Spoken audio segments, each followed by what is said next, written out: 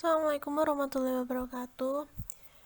Sebelum kita mulai pelajaran IPA, kita berdoa terlebih dahulu ya. Oke, pelajaran kali ini kita masih membahas tentang sistem reproduksi pada manusia. Minggu ketiga atau ini bab satunya akan berakhir pada hari ini ya. Kita akan membahas tentang menstruasi. Jadi kemarin kan kita membahas tentang organ reproduksi pada wanita ya. Wanita itu kan punya ovarium yang dia itu akan menghasilkan ovum. Nah, bila ovum itu tidak dibuahi, maka dinding rahim yang telah menebal akan penuh dengan pembuluh darah, akan rusak dan luruh atau runtuh bersama dengan ovum. Jaringan tersebut itu dikeluarkan melalui vagina dalam proses menstruasi atau yang disebut dengan haid. Nah, panjang siklus menstruasi rata-rata adalah 28 hari. Fase pada siklus menstruasi itu ada 3 ya. Yang pertama, fase aliran menstruasi. Yang kedua, fase proliferasi atau folikuler. Yang ketiga, fase sekresi atau pasca ovulasi. Mulai dari yang pertama, fase aliran menstruasi, terjadi pendarahan menstruasi, yaitu hari ke-1 dan sampai 4. Pada fase ini ada hormon pada wanita itu hormon FSH atau follicle stimulating hormone memicu berkembangnya folikel dalam ovarium. Nah, hormon FSH ini adalah hormon yang dihasilkan oleh kelenjar pituitari atau hipofisis. Pada proses tadi kan FSH kan memicu perkembangannya folikel. Nah, pada proses perkembangan itu ada beberapa folikel yang berkembang, namun hanya ada satu yang dapat terus berkembang setiap bulan. Selanjutnya ada fase proliferasi atau folikuler, yaitu dia di mana fase endometrium itu dinding rahim ya, mulai mengalami regenerasi dan menebal. Jadi dinding rahim tadi itu mulai menebal lagi oleh darah. Dinding rahim itu menebal karena apa? Dipicu oleh hormon estrogen dan progesteron. Hormon estrogen tadi dan progesteron dihasilkan oleh folikel pada awal perkembangannya. Jadi ini lanjutannya tadi. Fungsi lain dari estrogen itu untuk memicu kembali kelenjar pituitari untuk menghasilkan hormon FSH dan LH atau luteinizing hormone. Hormon LH itu terus diproduksi dan akan meningkat secara mendadak. Nah, peningkatan LH itu akan memicu pengeluaran sel telur dari folikel yang telah matang. Nah, proses ini keluarnya sel telur itu namanya adalah ovulasi. Ya, jadi ovulasi itu adalah proses keluarnya ovum dari ovarium. Jadi di sini ovarium itu akan menghasilkan ovum. Ovum itu misalkan titik merah ini ya, dia akan keluar, dia akan bergerak ke saluran telur. Kemudian dia akan bergerak ke sini, kemudian ke rongga rahim. Ini kalau tidak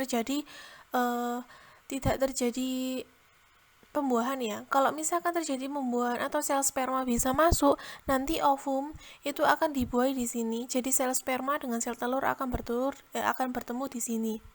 Kalau misalkan tidak terjadi pembuahan, nanti dia akan nempel di dinding rahim dan dia akan luruh ke bawah sehingga menjadi haid.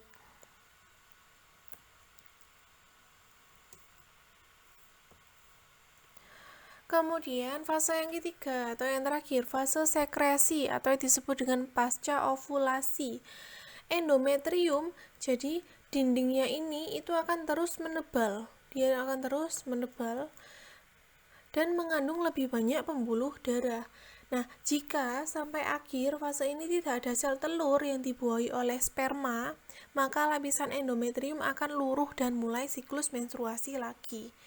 Jadi, kalau misalkan seperti yang saya jelaskan tadi ya, kalau misalkan tidak ada sperma yang bisa masuk ke sini, dia akan sel telurnya tadi akan jatuh keluar bersama dengan darah di dinding rahim.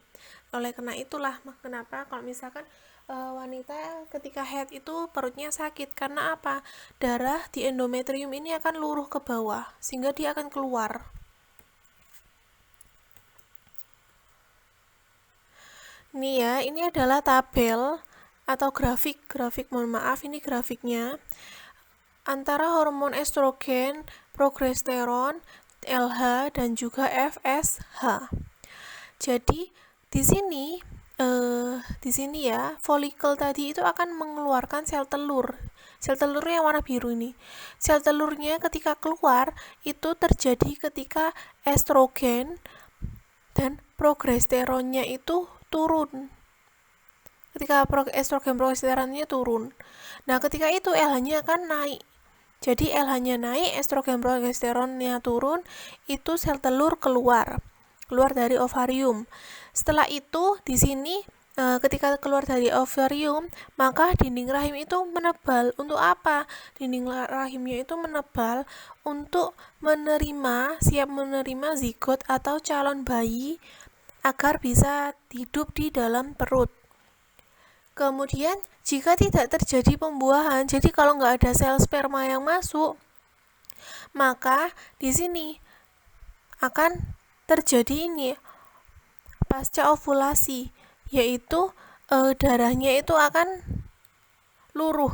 Jadi ini dindingnya akan mula-mula tipis, kemudian dia menebal, kemudian dia akan luruh lagi.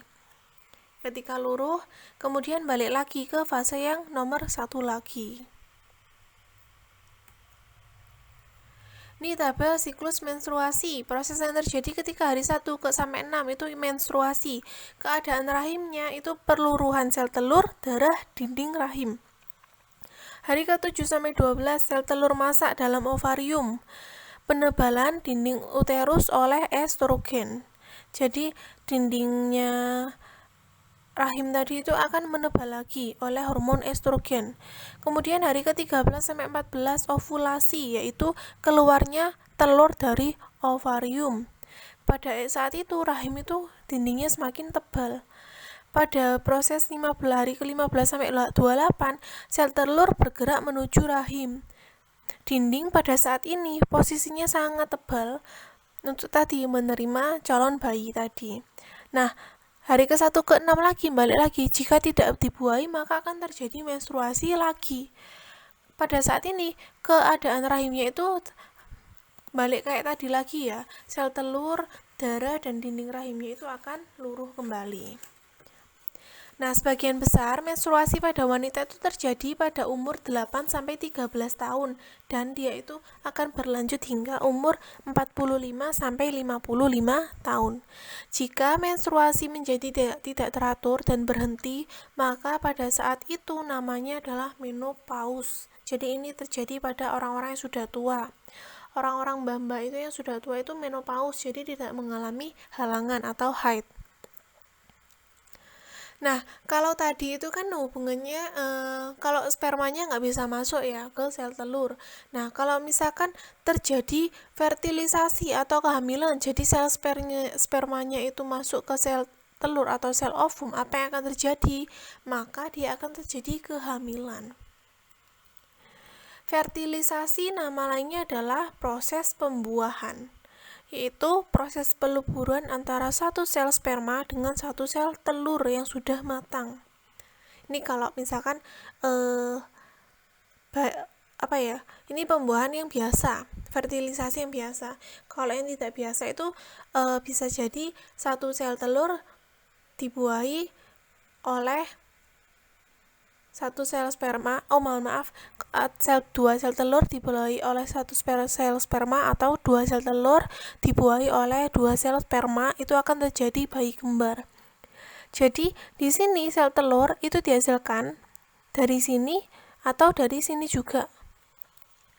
Kalau sudah matang, dia akan terjadi pembuahan di sini. Jadi spermanya itu akan bergerak menuju ke sini, ke sel telur. Fertilisasi atau proses pembuahan. Nah, sel sperma itu gimana sih bisa bergerak? Dia itu bentuknya kayak gini ya, ini. Ternyata dia bergerak dengan ini. Ekornya itu digunakan dengan menggerak-gerakannya seperti pemutarnya itu seperti baling-baling untuk menggerakkan tubuhnya ke dalam cairan tuba Fallopi untuk menuju ke sel telur. Jadi dia ini bergerak Ini bisa kayak baling-baling bergerak-gerak gitu. Sel sperma itu bisa menemukan lokasi sel telur karena sel telur menghasilkan senyawa kimia berupa hormon progesteron. Selain itu karena tuba Fallopi itu suhunya itu lebih tinggi daripada tempat penyimpanan sperma. Jadi dia itu menuju tempat yang lebih hangat. Jadi dia itu menuju ke tuba Fallopi. Nih, skema proses fertilisasi hingga kehamilan. Di sini, ovarium akan menghasilkan sel telur atau yang namanya ovulasi. Setelah itu, sel telur bergerak ke sini.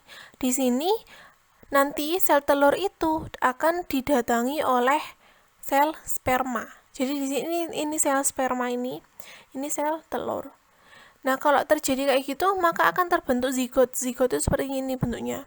Setelah itu, dari sini dia bergerak ke sini, ke tuba Fallopi. Kemudian di sini dia akan terjadi pembelahan lanjutan atau yang namanya morula. Setelah itu, kalau dia sudah di sini, dia akan bergerak lagi dan nempel di rahim. Itu dinding rahim. Namanya dinding rahimnya tadi kan endometrium. Ketika dia sudah nempel di dinding rahim, jadi bentuknya kayak gini ya. Itu dia akan blastosinya akan mengalami implantasi. Jadi dia itu masuk ke dinding rahim. Nih, jadi tadi fertilisasi yaitu ketika sel telur yang telah dibuahi berubah menjadi zigot dan menempel pada dinding rahim. Selanjutnya adalah kehamilan. Setelah zigot terbentuk, zigot tadi itu langsung membelah menjadi 2, 4, 8, 16, dan seterusnya. Dalam waktu bersamaan, dinding rahim tadi menebal, penuh dengan pembuluh darah, dan siap menerima zigot. Zigot akan menempel pada dinding rahim untuk berkembang. Zigot berubah menjadi embrio. Nah, di dalam embrio itu dia akan diselimuti oleh 2 lapisan membran. Membran dalam namanya amnion dan membran luar namanya choiron. Choiron itu adalah kantong dari amnion dan bisa disebut juga dengan kantong amnion. Kantong amnion berisi cairan. Jadi cairan yang berfungsi untuk melindungi embrio dari benturan. Nah, cairan amnion itu yang kalian sebut dengan air ketuban. Setelah itu terbentuk plasenta dan tali pusat. Tali pusar maksudnya sebagai penghubung antara embrio dengan ibunya pada minggu ke-8. Jadi pada minggu ke-1 sampai 7 itu dia berupa gumpalan daging. Minggu ke-8 itu sudah terbentuk tali pusar. Plasenta fungsinya untuk menyalurkan makanan, air, dan oksigen dari tubuh ke induk ke janin. Jadi apa yang dimakan oleh ibu yang baik-baik saja, kayak misalkan makan pedas ya, ibu makan baksonya pedas. Nah, yang masuk ke bayi ini adalah protein, karbohidrat dari bakso. Jadi rasa pedasnya itu nggak masuk ke bayinya. Kemudian yang kedua, mengalirkan zat-zat sisa dari janin kembali ke darah induk. Jadi ini dia itu kan mengeluarkan zat sisa. Jadi kan tadi nutrisinya diolah di dalam sini, dalam perutnya bayi. Kemudian dia akan dikeluarkan ke ibu. Kemudian yang ketiga, melindungi janin dari berbagai racun dan kuman penyakit. Nih, kemudian pada usia ke-4 minggu, embrio itu mulai membentuk mata, tangan, dan kaki. Kemudian pada usia ke-4 minggu, embrio mulai membentuk mata, tangan, dan kaki. Pada usia 6 minggu, embrio berukuran 1,5 cm. Otak, mata, telinga, jantung sudah berkembang. Tangan dan kaki beserta jarinya sudah mulai terbentuk. Usia 8 minggu, dia itu sudah punya organ lengkap. Embrio berubah menjadi janin atau fetus. Ini adalah embrio. Ini adalah selaput tadi ya, choiron dan amnion. Kemudian setelah usia kehamilan mencapai 9 bulan 10 hari, bayi siap dilahirkan. Ini ya prosesnya. Jadi mulai dari sel telur, dia kemudian menjadi blastula, terus dia menjadi segumpal daging, terus terbentuk mata dan organ dalamnya. Ini di dalam, terus kemudian terbentuk di sini jari-jarinya sudah mulai lengkap, ada 5. Terus dia akhirnya kayak gini.